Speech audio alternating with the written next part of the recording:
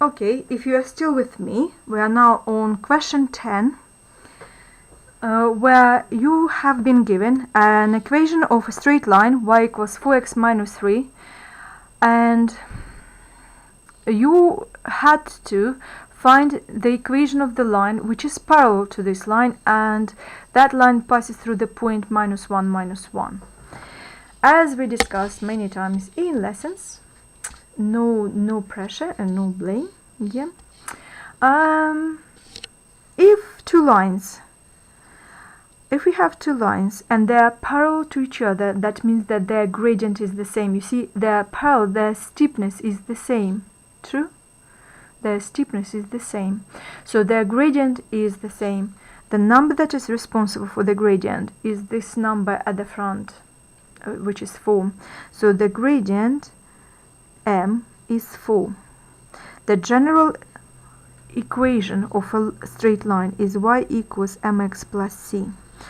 We already know that the gradient of our line that we are looking for is 4, because the line is parallel to the line 4x minus 3, so it has the same steepness, it has the same gradient.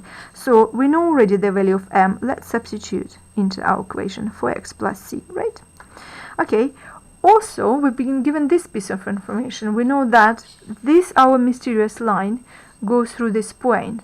So C has to be such that when x is minus 1, y will have to be minus 1. So I will replace y with minus 1 and 4 with minus 1, and it will give me a chance to find the value of C.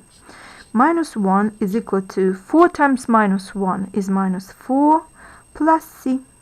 So what c has to be? C has to be 3, right? What you can do, you can add 4 to each side of this equation, and minus 1 plus 4 clearly will be 3, and minus 4 plus 4 is 0, so c is left as 3. Okay, so let's go back to our equation. We are nearly there, but we are not quite there yet, so we need to substitute c as 3. So y will be 4x plus 3. That is end of story, and that's everything what I wanted you to do in this exam. Thank you. Question 11. Circle the irrational numbers from the list below. Irrational numbers are numbers that cannot be written as a fraction. Can you see this word ratio? And irrational means there can't be ratio. You see, a number cannot be written as a over b or a divided by b. Okay? So such numbers were thirds, such as square root of 3 or square root of 2 and so on. And also non-irrational numbers such as pi, for example. Okay? So in this list, you can write immediately everything what pi or multiple of pi. Okay, immediately, and then also circle all thirds. This is third. This one is looking as a third, but it's not, because square root of 16 is a 4, right? So it's not a third. So this is not a third. Your mistake, guys, was here that you thought that 7 over 9 as a number that never ends.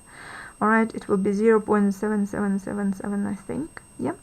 So you thought that number that never ends is a rational number, but actually that number that never ends can be written as a fraction. Okay.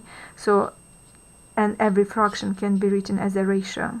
So therefore, it's not really irrational. It is a rational number. Okay. Irrational numbers, as I said, like I will repeat, thirds. There is no pattern there. There's no pattern, repeating pattern there. When you find square root of 3 and square root of 2, or square root of 5, square root of 6, square root of 7, okay? So please be careful with this question, but that's the end of this question and end of this video.